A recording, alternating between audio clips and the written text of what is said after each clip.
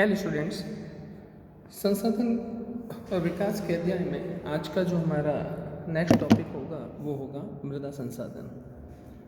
मृदा, जिसे कि नाम से ही पता चलता है, मिट्टी यानी ऐसी धरती की ऐसी ऊपरी परत जिसे हम नॉर्मली मिट्टी भी कह देते हैं, लेकिन उस परत में ह्यूमस, जैव, अजैव कई प्रकार के ऐसे तत्व मिले रहते हैं जिसकी वजह से वह उपजाऊ हो जाती है। मिट्टी अथवा मृदा सबसे महत्वपूर्ण नवीकरण योग्य प्राकृतिक संसाधन है। यह पौधों के विकास का एक माध्यम है जो पृथ्वी पर विभिन्न प्रकार के जीवों का पोषण भी करती है। मृदा एक जीवंत तंत्र है। कुछ सेंटीमीटर गहरी मृदा बनने में लाखों वर्ष लग जाते हैं। मृदा बनने की प्रक्रिया उच्चावन, जनक शैल, संस्तन शैल, जलवायु, वनस्पति और अन्य जैव पदार्थ और समय मुख्य कारक होते हैं। प्रकृति के अनेक तत्व जैसे तापमान है परिवर्तन, बहते हुए जल की क्रियाएं, पवन, हिम नदी, अपघटन क्रियाएं आदि मृदा बनने की प्रक्रियाओं में योगदान देती है। मृदा में होने वाले रासायनिक और जैविक परिवर्तन भी महत्वपूर्ण है। मृदा जैव और अजैव दोनों प्रकार के पदार्थों से मिलकर बनती है। मृदा बनने की प्रक्रिया को निर्धारित करने वाले तत्वों जैसे उसके रंग है, गहराई है, गठन है, आयु है, रासायनिक और भौतिक गुणों के आधार पर भारत की मृदाओं के कई प्रकार हैं जिसे हम मृदाओं के वर्गीकरण में अध्ययन करेंगे। तो अगर हम मृदाओं के वर्गीकरण की बात करें तो सबसे पहले हमारे पास आता है जलोढ़ मृदा। यह मृदा विस्तृत रूप से फैली हुई है और यह देश की महत्वपूर्ण मृदा है। वास्तव में संपूर्ण उत्तरी मैदान जलोढ़ मृदा से बने हैं। यह मृदाएं हिमालय के 3 प्रमुख नदी तंत्र जैसे जलोढ़ से ही तात्पर्य पता चल जाता है कि हिम नदियों या नदियों के माध्यम से जो मृदा आसपास के क्षेत्रों में बनती है। वास्तव में संपूर्ण उत्तरी मैदान जलोढ़ मृदा से बना। यह मृदाएं हिमालय के 3 महत्वपूर्ण तंत्र सिंधु, गंगा और ब्रह्मपुत्र नदियों द्वारा लाए गए निक्षेपों से बनती हैं। एक संकरे गलियारे के द्वारा ये मृदाएं राजस्थान और गुजरात तक जाती हैं। पूर्वी तटीय मैदान विशेषकर महानदी, गोदावरी, कृष्णा और कावेरी नदियों के डेल्टे भी जलोढ़ मृदा से ही बने होते हैं। जलोढ़ मृदा में रेत, सिल्ट, मृत्तिका के विभिन्न अनुपात पाए जाते हैं। जैसे हम नदी के मुहाने से घाटी के ऊपर की ओर जाते हैं, मृदा के कणों का आकार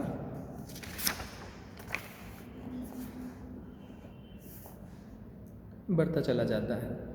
नदी घाटी के ऊपरी भाग में जैसे ढाल, भंग के समीप मोटे कण वाली मृदाएं पाई जाती है। ऐसी मृदाएं पर्वतों के तलहटी पर बने मैदानों के द्वार, जिन्हें हम क्या कहते हैं, चो क्षेत्र, और तराई के आमतौर में पाई जाती हैं।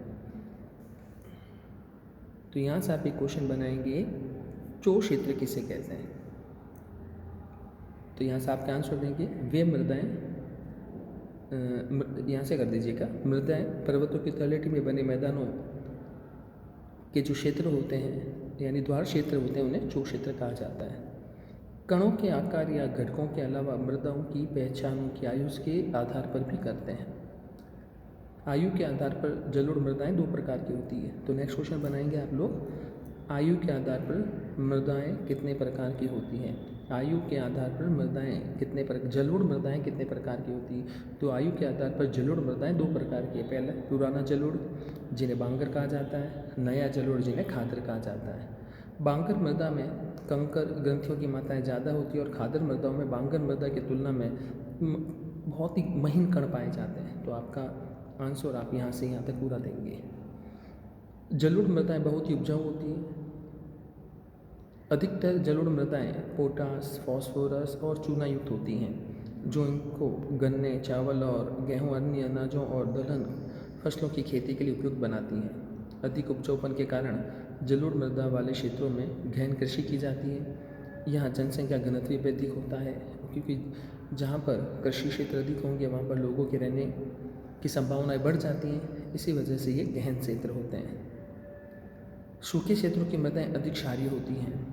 इन मृदाओं का सही उपचार और सिंचाई करके इनकी पैदावार भी बढ़ाई जा सकती है। फिर है हमारे पास काली मृदा।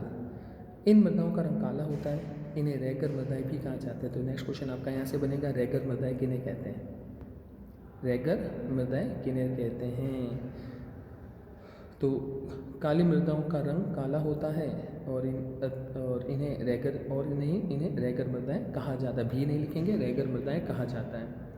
काली मृदा कपास की खेती के लिए उचित समझी जाती है। तो नेक्स्ट क्वेश्चन यहाँ से बनाएंगे आप, काली मृदा किसकी खेती के लिए उपयुक्त समझी जाती है? वो हो जाएगा आपका आंसर कपास।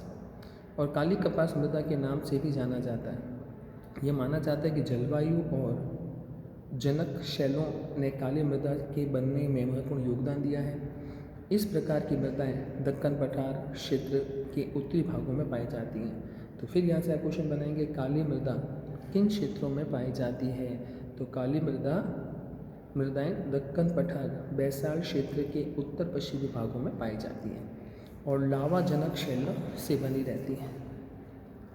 ये मृदाएँ महाराष्ट्र, सौराष्ट्र, मालवा, मध्य प्रदेश, छत्तीसगढ़ में पाई जाती हैं और दक्षिण पूर्वी दिशा में गोदावरी और कृष्णा नदियों की घाटियों पर फैली है।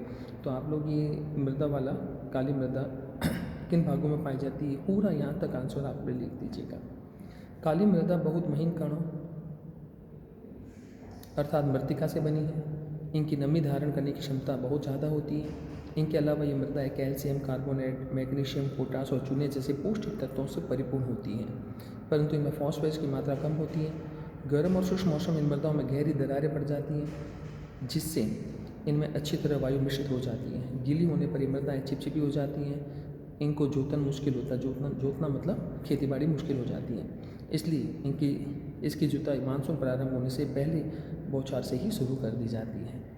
तो आज हम यहीं तक लेंगे। कल हम लाल और पीली मृदा को विस्तार से पढ़ेंगे।